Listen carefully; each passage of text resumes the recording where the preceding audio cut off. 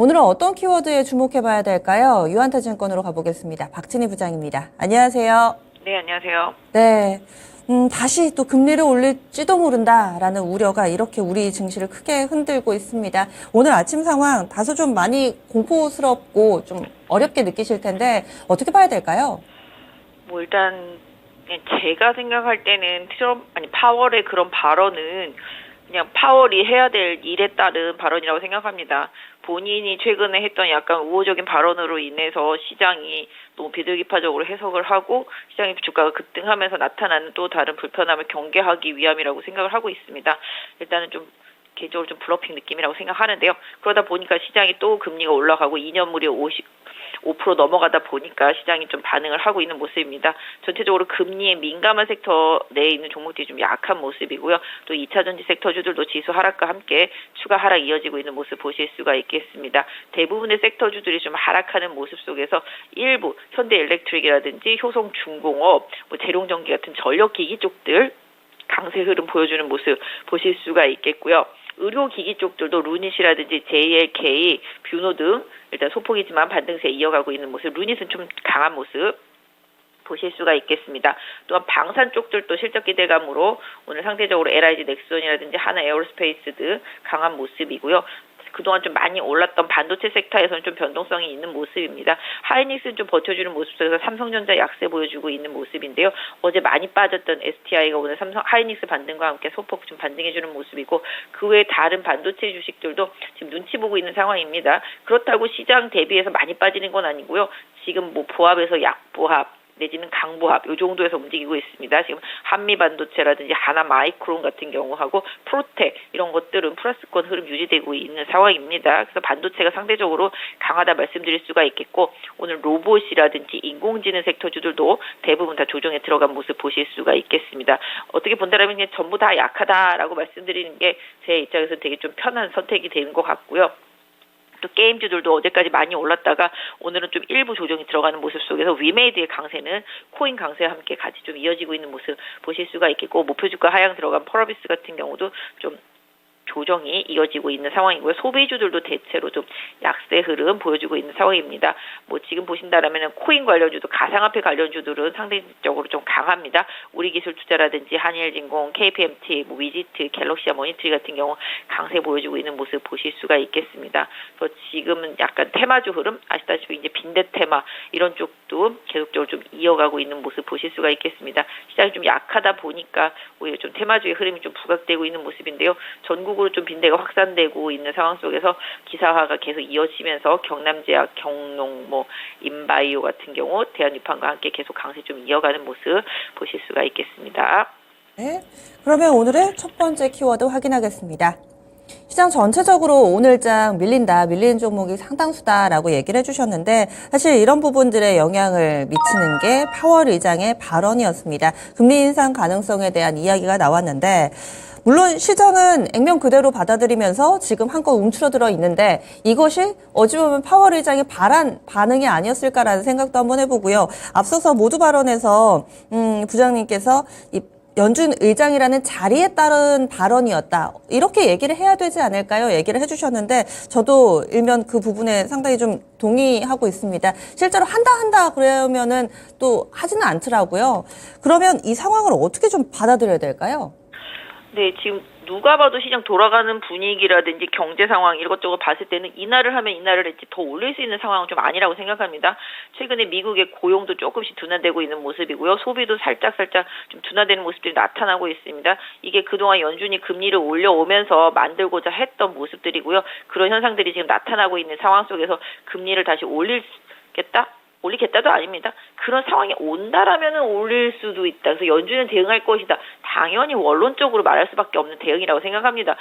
지금 이 시장에서 파월이 시장에다 불을 지르듯이 경기가 안 좋은 것 같아요. 이제 금리를 좀 그만 올리고 내리겠습니다. 내릴지도 모르겠습니다. 이런 식으로 말할 수는 없는 상황입니다. 그러니까 결국은 연준이 해야 될 말을 했고, 일단 그 부분이 이제 파월의 입을 통해서 나왔는데요. 개인적으로 아까 말씀드린 대로 과열된 시장의 기대치를 낮추기 위한 저희 아시죠? 블러핑이라고 하죠. 쉽게 말하면 뻥카? 이런 느낌입니다. 그런 발언으로 시장이 좀 그동안 많이 올라왔다가 이제 조정이 들어간 상태인데, 미국도 보시면 다우 같은 경우는 고점골에서 잘 버텨주는 모습이고 아래꼬리도 달렸고요.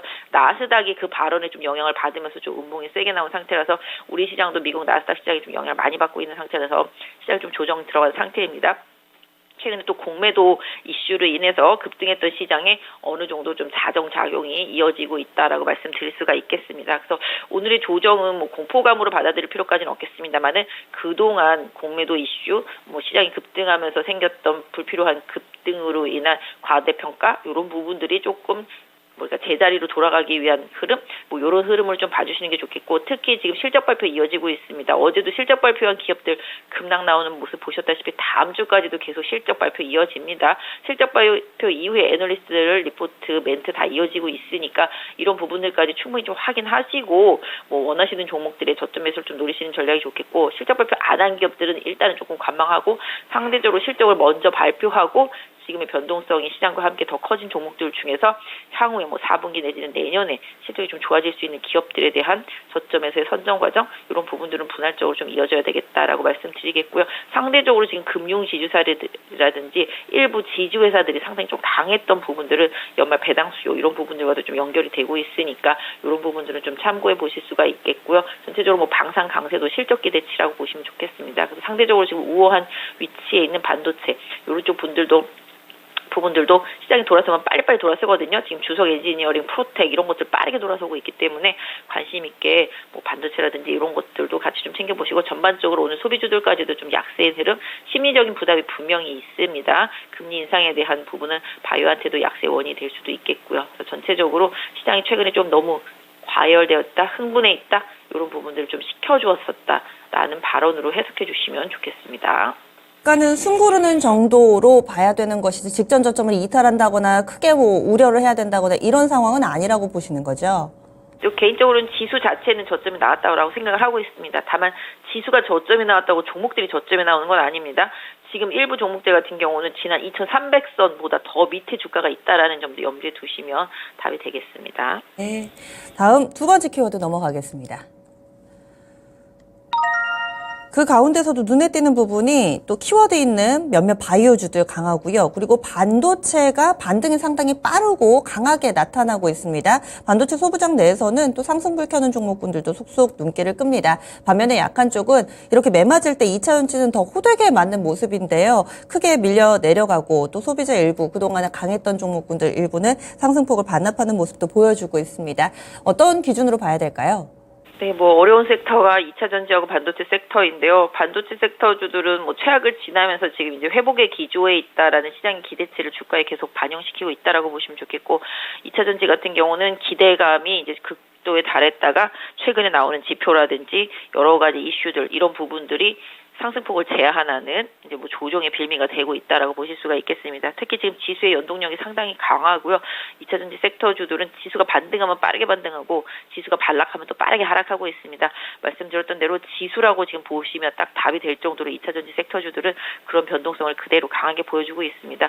어제도 말씀드렸다시피 업황에 대한 기대감이 완벽하게 다시 또 되살아나는 시점까지는 좀 행보 내지는 변동성, 등락 이런 부분들이 계속 시장 지수에 따라서 연동할 수 있기 때문에 2차 전지 관련주들은 어제 말씀드린 대로 실적 이슈나 업황 이슈로 볼 게 아니라 지금 당분간은 수급이나 지수 이슈를 좀 봐주시는 전략이 맞겠다라고 말씀드릴 수가 있겠고요. 반도체 같은 경우는 말씀드렸던 대로 최악을 지나면서 회복되고 있는 과정입니다. 그 과정 속에서 고사양 반도체에 대한 시장의 기대치가 계속 주가에 반영이 되고 있는 상태입니다. 일정 부분 좀 바톤 터치가 된 상태라고 보시면 좋겠습니다. 다만 아까 말씀드렸던 대로 상대적으로 반도체 내에서도 못 오른 종목들이 있습니다. 최근에 중국의 좀 휴대폰 수요가 조금 늘어나는 분위기, 이런 분위기 좀 반영해 보실 수가 있겠습니다. 그래서 상대적으로 많이 빠지고 못 오른 반도체 공정 재료, 뭐 가스 업체들도 마찬가지가 되겠죠. 공정 가스들, 뭐 부품주들, 그러니까 뭐 디램이나 낸드 쪽들, 이런 쪽들도 주가가 워낙 바닥권에 있기 때문에 좀 챙겨 보시면 되겠고 디스플레이 섹터까지도 같이 좀 관심. 어제 보시면 뭐 덕산 네오룩스 같은 경우도 최근에 뭐 리포트 나오면서 좀 많이 반등하기도 했지 않습니까? 그리고 뭐 원익 IPS 같은 경우도 실적 나오고 실적이 좀 못 미쳤지만 오히려 좀 반등하는 모습이 나오는 것처럼 시장도 빠질 만큼 빠졌던 반도체, 뭐 저희가 보통 말하는 이제 레거시라고 그러는데요. 이런 쪽들에 대해서도 좀 관심을 갖고 같이 좀 봐주시는 전략, 그다음에 고사양 반도체는 하이닉스의 움직임에 초점을 맞춰서 계속 같이 봐주시는 전략 쓰시면 될 것 같습니다. 예.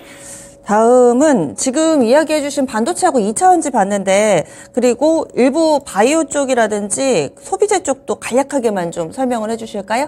네. 지금 실적 발표 일정이랑 또 뉴스 이슈로 보셨으면 좋겠습니다. 실적이라든지 임상 이슈가 강하게 나온 것들은 지금 강하게 반등하는 모습이 있고요. 반면에 그렇지 못한 것들은 다시 또 금리 인상 우려감에 하락하고 있는 모습이 이어지고 있습니다.